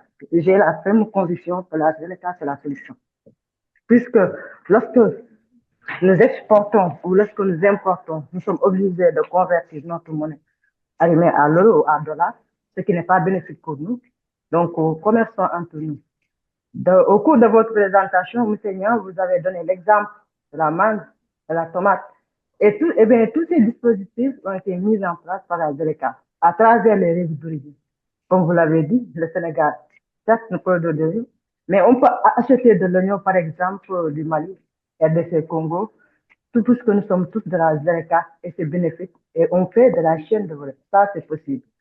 Par rapport aux barrières, ça a été soulevé aussi. Il y a un dispositif aussi qui a été mis en place, ce qu'on appelle, c'est une plateforme d'ailleurs, qu'on appelle Trade Barriers Africa. C'est-à-dire, si quelqu'un rencontre des difficultés au niveau de la route, il y a un point focal qui est représenté par chaque pays, j'ai dit, de chaque pays. Donc, il peut entrer dans cette plateforme. Et cette plateforme, vous pouvez l'avoir sur App Store, Play Store, dans votre machine. C'est accessible. Donc, si quelqu'un rencontre un bailleur au cours de la route, donc ils peuvent d'abord s'inscrire dans cette plateforme, il va falloir avoir un compte. Ils peuvent signaler le BNT, c'est-à-dire le bailleur qu'il a rencontré au cours de la route. Est-ce que c'est d'ordre règle d'origine? Est-ce que c'est administratif? Non, au Sénégal, il y a un point focal qui est logé au ministère de la Direction du commerce extérieur, DCE. Et je parle aussi sous contrôle de mes supérieurs, je vois DG Samba, il est là. Donc, c'est lui notre DG à l'Institut africain de politique commerciale. Donc, tous ces dispositifs ont été déjà mis en place. Il y a aussi un protocole sur les jeunes et les femmes.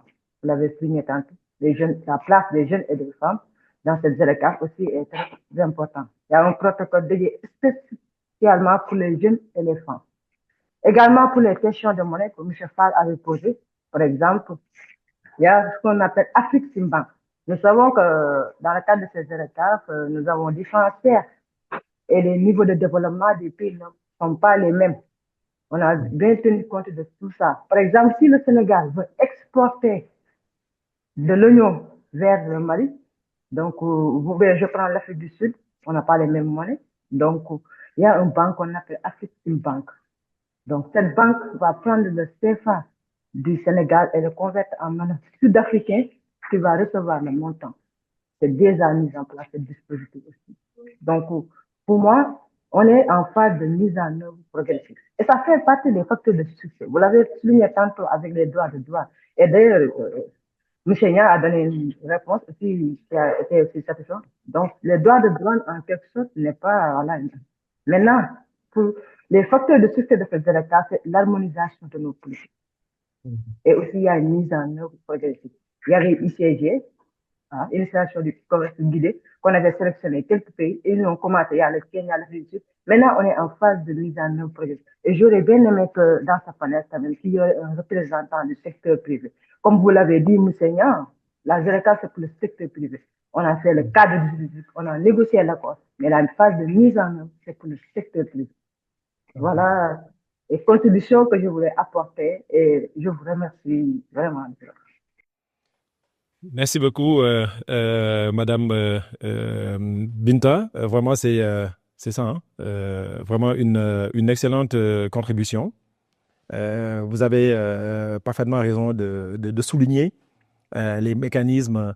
C'est vrai que l'Afreximbank est je dirais, une très bonne trouvaille, puisque vous n'êtes pas sans savoir qu'avant, et ça c'était l'anomalie liée donc au franc CFA, deux pays africains qui devaient commercer entre eux devaient passer par le compte d'opération en France. Ce qui veut dire que vous achetez par exemple du coton au Burkina, vous ne pouvez pas payer directement le Burkina, mais vous étiez obligé de payer au compte d'opération en France. Et le compte d'opération maintenant se charge de prendre une partie et donc de payer le Burkina, ce qu'on appelait donc la fameuse garantie que la France ponctionnait. Et donc depuis justement donc qu'on a ces mécanismes rappelés par Binta tout à l'heure, donc l'Afreximbank, il est vrai que cela a facilité donc ce travail. Et donc voilà, c'est un avantage qui est double, puisqu'on ne perd plus au change, mais ça permet également donc d'avoir des mécanismes vraiment intra-africains permettant donc de rentrer en vigueur, donc entrer en ligne de compte dans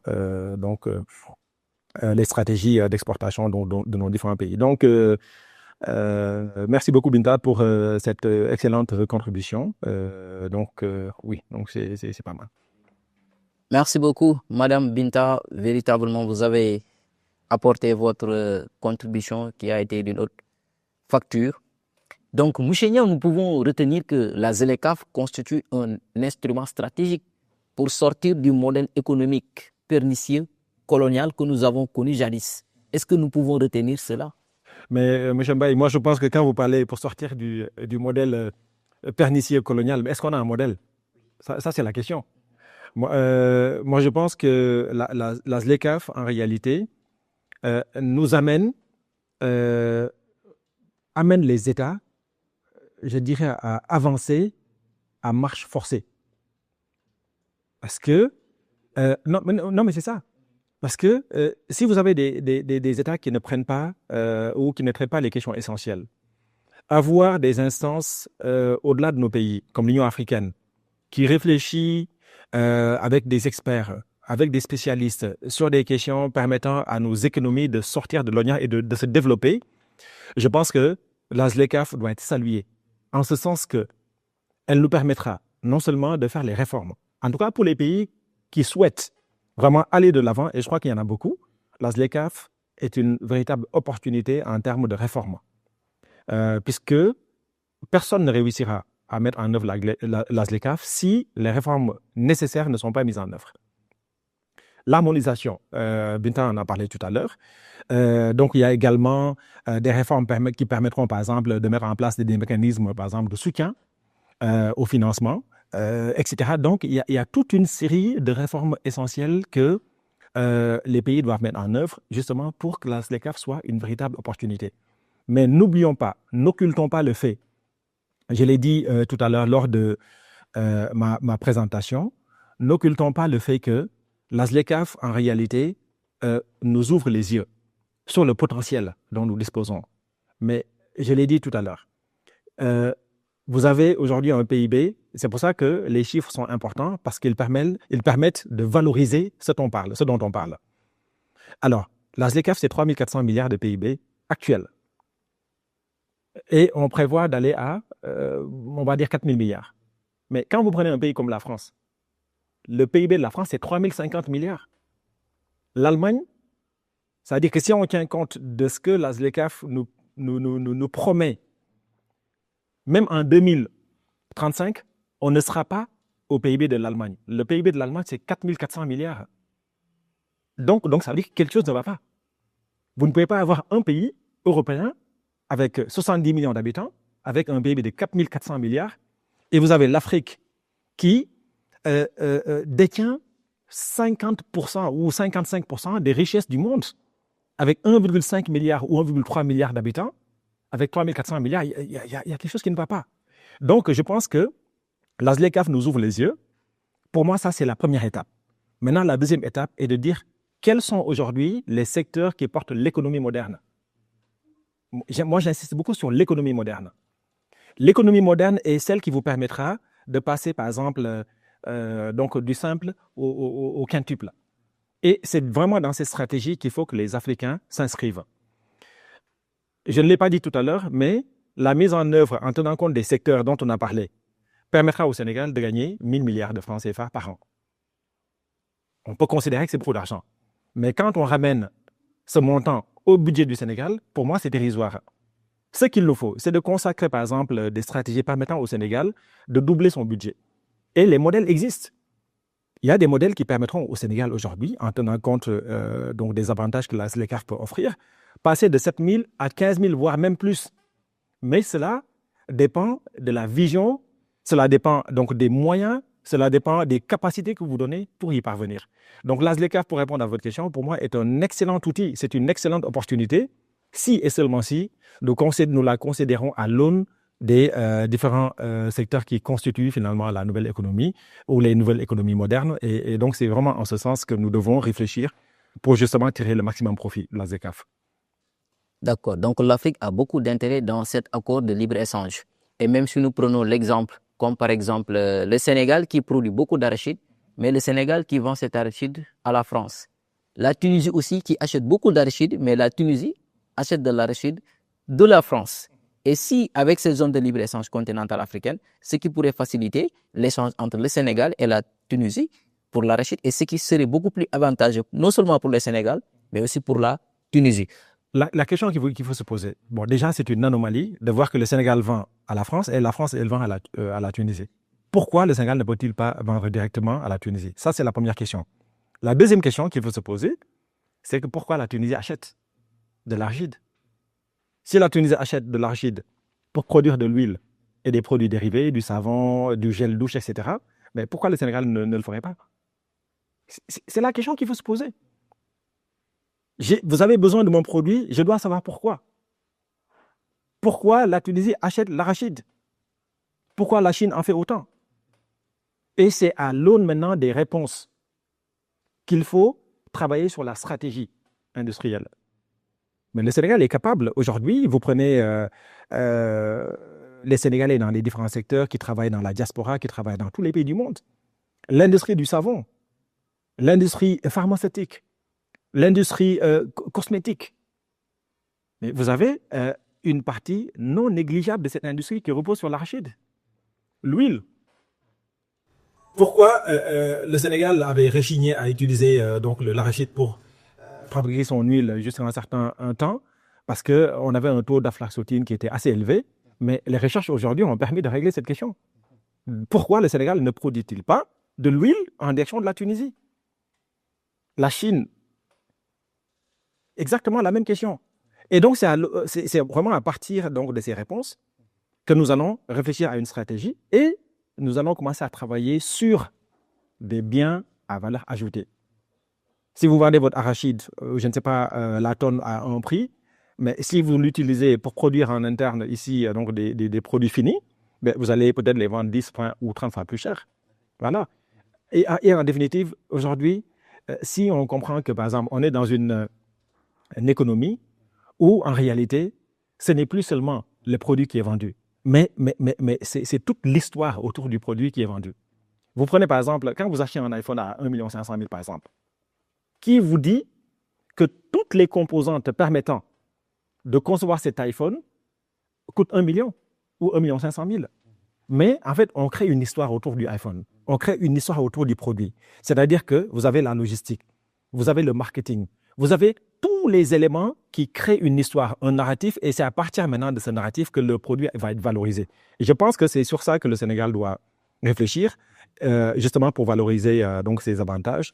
Et donc voilà. Mais dans tous les cas, qu'il s'agisse de vendre des produits finis ou des produits donc primaires, la SLECAF ouvre vraiment les yeux à l'Afrique de façon générale et il nous faut vraiment tirer le maximum profit, mais en étant, je dirais, visionnaire et stratégique dans l'approche.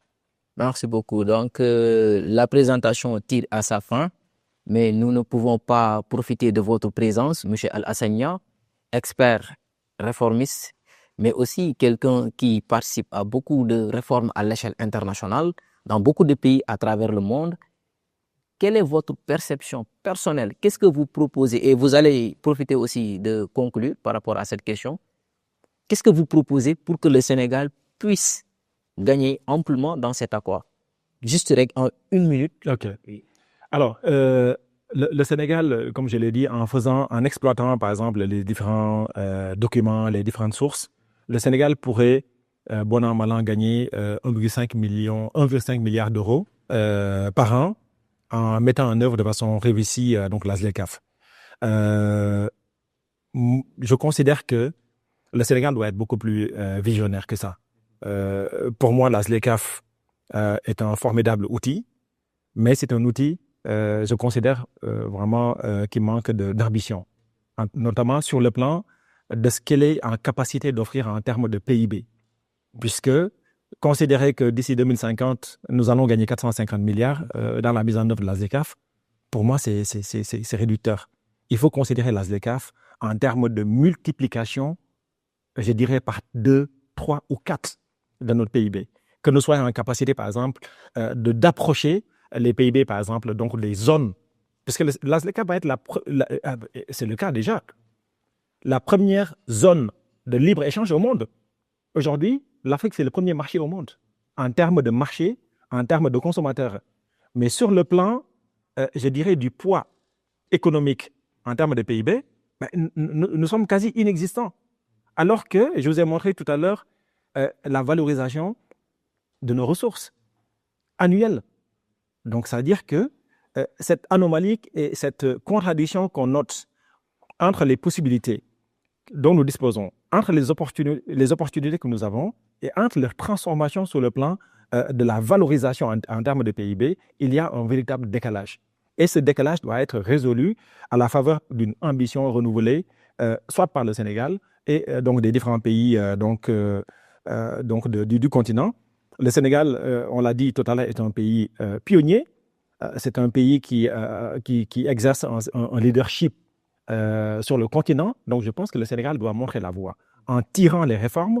Et pour y parvenir à son niveau, je pense que donc il y a un certain nombre d'outils qui existent, que ce soit l'APIX, le COSEC, la BNDE, le fonds dont j'ai parlé qu'il faut créer donc en direction de l'ASLECAF. Je pense que ce sont autant d'outils à utiliser et réfléchir aussi. Vraiment de façon, je dirais, et ça c'est mon intime conviction, sur la nécessité de réfléchir aux segments permettant au Sénégal de se spécialiser dans l'industrialisation. Pas sur toute la chaîne, mais réfléchir par exemple, quels sont les segments qui permettront au Sénégal d'être le spécialiste en la matière. Je prends l'exemple de TSMC de Taïwan. TSMC, c'est une société qui fabrique des microprocesseurs. Cette société, elle fait un chiffre d'affaires de 2000 milliards de dollars par an. Une société. D'ailleurs, pourquoi les États-Unis et donc les pays, on va dire, occidentaux ont toujours mis un point d'honneur à défendre Taïwan? C'est parce que Taïwan produit 80% des semi-conducteurs au monde. Et si cette société disparaît, c'est-à-dire que c'est toute l'industrie technologique qui disparaît. Parce que aujourd'hui, ce qui nous permet de nous mouvoir facilement, que ce soit à travers cette caméra qui nous filme, le téléphone, les ordinateurs, les micros, tout, vous avez des semi-conducteurs. Et c'est Taïwan qui maîtrise 80% donc de la production de semi-conducteurs. Donc, ça vous permet d'avoir un poids sur le plan géopolitique. Une société qui fait 2000 milliards de chiffres d'affaires, est-ce que vous imaginez ce que ça représente? Donc, le Sénégal doit réfléchir en tenant compte de l'ensemble de ces possibilités. Quelles sont les industries dans lesquelles je dois m'engager? Une fois la réponse à ces questions, dire maintenant quels sont les segments à partir desquels je vais me spécialiser.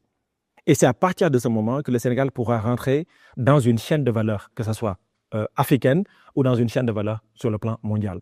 Je crois qu'en réfléchissant de façon sérieuse à ces questions, vraiment les abolir et les dépouiller de toute logique politique ou politicienne, le Sénégal serait vraiment en situation de pouvoir tirer vraiment le meilleur de cette ZLECAf, qui est une chance exceptionnelle pour le continent. Mais, comme on dit, boule foriombe, ce que j'ai fait là. Donc, espérons que le Sénégal ne tombe pas dans ce travers, parce que ça aussi, c'est l'un des travers, des opportunités qui vous ont donné, sans pour autant qu'on puisse donc en tirer profit. Pendant des décennies, on a fait la preuve qu'en réalité, on n'était pas capable de tirer profit de nos opportunités. Sinon, on n'en serait pas là aujourd'hui. Voilà. Donc, vraiment, merci vraiment pour cette invitation à vous, donc vos collègues, donc le professeur Ba, tous les doctorants qui nous suivent et tous ceux qui sont venus, donc mes amis, la famille qui sont venus m'accompagner donc dans la présentation de ce jour. Donc voilà, les techniciens qui nous permet donc de pouvoir échanger avec tout le monde. Je conclurai par le fait de dire que nous devons sortir, je dirais, des économies archaïques. Ce n'est pas porter insulte que le dire. Malheureusement, nos pays sont encore, je dirais, ancrés dans des logiques économiques archaïques. Quand vous avez, par exemple, des sociétés comme X, anciennement Twitter, qui sont achetées à 44 milliards, alors que c'est des biens qui ne sont pas palpables. Ce sont des biens qui ne sont pas matériels. Donc, ça veut dire que le Sénégal doit rentrer de plein pied dans les nouvelles économies, les économies modernes. Ce sont les économies modernes qui permettront aujourd'hui au Sénégal et à l'Afrique de jouer son rôle en tant qu'acteur sur le plan économique et sur le plan géopolitique. Je rappelle que l'Afrique, c'est 2% du commerce mondial. C'est une anomalie. Il faut vraiment regarder toutes les anomalies, les traiter en profondeur, faire en sorte que nous puissions, pour une fois, nous poser les questions essentielles, les vraies questions, et prendre les mesures qui soient en adéquation avec ces questions. Donc, je pense que, à la faveur, je dirais, donc de ces différents éléments, nous pourrons vraiment envisager l'avenir du Sénégal et du continent sous de beaux auspices. Et c'est tout le mal que je souhaite à notre pays et à notre continent. Voilà, merci à tous. Merci. Donc, par contrainte du temps, nous sommes obligés de conclure et de retenir avec Michel que la ZLECAf constitue un outil de connecter les pays africains pour un marché libéralisé. Mais il faut noter que les accords de libre-échange sont des traités complexes et leur impact est proportionnel à la volonté des signataires d'en respecter les règles. Je vous remercie infiniment, Michel Assagnan, d'avoir accepté gentiment de nous entretenir de manière aussi riche et généreuse. Je vous donne rendez-vous pour le prochain séminaire dans un mois. Merci beaucoup.